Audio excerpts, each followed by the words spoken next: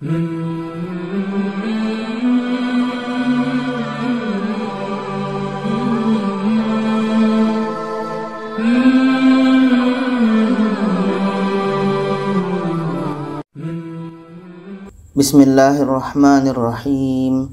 Assalamualaikum warahmatullahi wabarakatuh. Alhamdulillah, kita bertemu lagi di channel Kelas Mengaji. Saya doakan kita semua selalu sehat, rezeki dilancarkan, dan kita semakin semangat untuk belajar mengaji Al-Quran ini.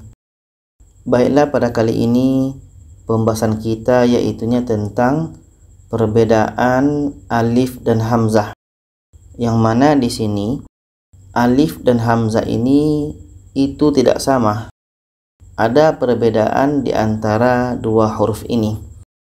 Jadi kita lihat satu persatu. Dalam bentuk umumnya alif itu seperti ini, hamzah seperti ini. Ini bentuk umum yang kita tahu. Nah, sekarang kita lihat perbedaan secara rinci tentang hamzah dan alif ini. Kita mulai dengan alif, yang pastinya dia tidak ada harokat, tidak berbaris. Alif pasti tidak ada baris. Kalau berbaris itu pasti hamzah. Kalau tidak ada baris, tidak ada harokat, itu alif. Yang kedua, letaknya bukan di awal. Kalau letaknya di awal itu adalah hamzah. Dan yang ketiga adalah sebagai tanda panjang, sebagai huruf yang menandakan kalimah tersebut dibaca panjang. Nah, ini untuk alif. Alif tidak ada baris, tidak ada harokat, letaknya bukan di awal, dan sebagai tanda panjang. Sedangkan untuk hamzah, hamzah itu ada dua, hamzah qata' dan hamzah wasl. Hamzah qata' itu selalu ada harokat. Nah, ini. Kalau alif tadi tidak ada harokat, kalau hamzah qata' itu selalu ada harokat. Nah, kita nampak di sini bedanya. Selalu ada harokat. Setelah itu hamzah wasl ketika di awal dibaca. Nah, nih. Letaknya bukan di awal. Jadi kalau hamzah wasl ketika di awal dibaca, ketika di tengah tidak dibaca. Nah, ini perbedaan di antara alif dan hamzah. Untuk lebih mudah faham lagi, kita lihat contohnya. Kita mulai dengan alif. Ini dalam surah Al-Baqarah ayat 3. Ini alif. Letaknya bukan di awal, tidak ada baris, dan sebagai tanda panjang. Nah, kita nampak sini alif tadi adalah tidak ada harokat, letaknya bukan di awal, dan sebagai tanda panjang. Nah, ini alif. Kita baca, A'udzu billahi minasyaitonir rajim. Bismillahirrahmanirrahim. Wa mimma razaqnahum. Wa mimma, ma ini dibaca panjang karena ada alif sebelumnya baris di atas. Contoh yang kedua dalam surah Al-Baqarah ini. Ini alif. La ini dibaca panjang karena ada alif sebelumnya ada huruf yang berbaris di atas. Jadi alif ini tidak ada harokat, letaknya bukan di awal, dan sebagai tanda panjang. Fala taj'alu lillah. Fala. Nah, ini untuk alif. Sekarang kita masuk untuk hamzah. Hamzah itu bentuknya ada yang seperti ini. Hamzah yang biasa kita temukan.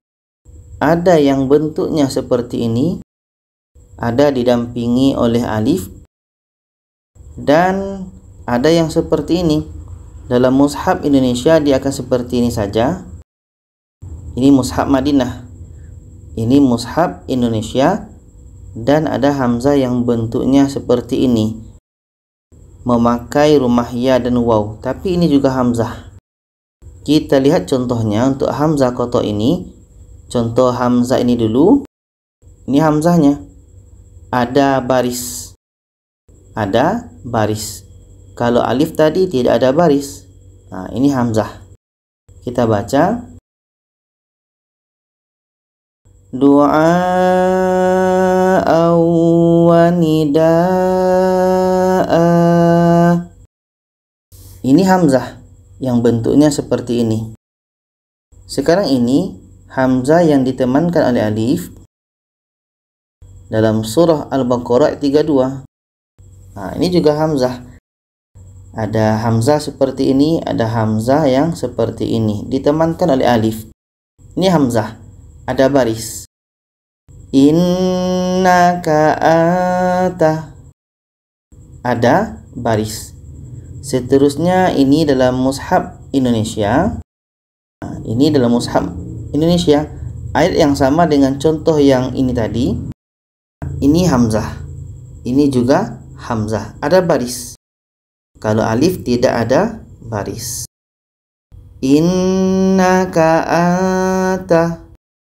Sekarang hamzah yang ini yang paling bawah. Ini dalam surah Al-Baqarah ayat 31. Nah, ini hamzah. Hamzah yang memakai waw. Ini juga hamzah. Haulai.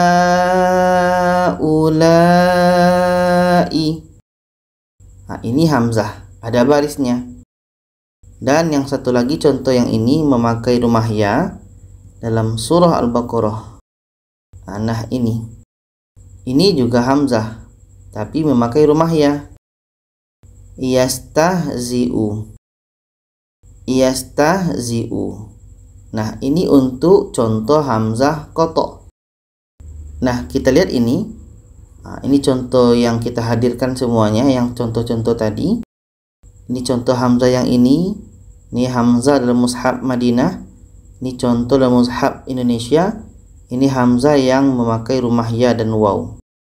Ini contoh hamzah qata. Nah, sekarang kita masuk hamzah wasol. Karena tadi hamzah terbagi dua. Ada hamzah qata, ada hamzah wasol. Hamzah qata ini contoh hamzah wasol. Dalam surah Al-Baqarah. Hamzah wasol tadi kalau di tengah tidak dibaca. Tapi ini hamzah wasol. Ada alif di atasnya kepala huruf shad. Kalau di tengah tidak dibaca. Ada alif di atasnya kepala huruf shad. Nah, ini hamzah wasol bukan alif. Kita baca. Ya ayyuhan nasu. Contoh hamzah wasol yang kedua dalam surah Al-Qamar ayat 1. Nah, ini hamzah wasolnya. Letaknya di awal. Ada alif di atasnya kepala huruf shad. Ini hamzah wasol. Ini juga hamzah wasol yang letaknya di tengah. Tapi kalau di tengah tidak dibaca. Jadi baris hamzah wasol yang di awal ini kita melihat kaidah hukum hamzah wasol. Ketika huruf yang ketiga 1, 2, 3 ta. Ketika huruf yang ketiga berbaris di atas, maka hamzah wasol berbaris di bawah. Iqtarabatis sa'ah. Iqtarabatis sa'ah.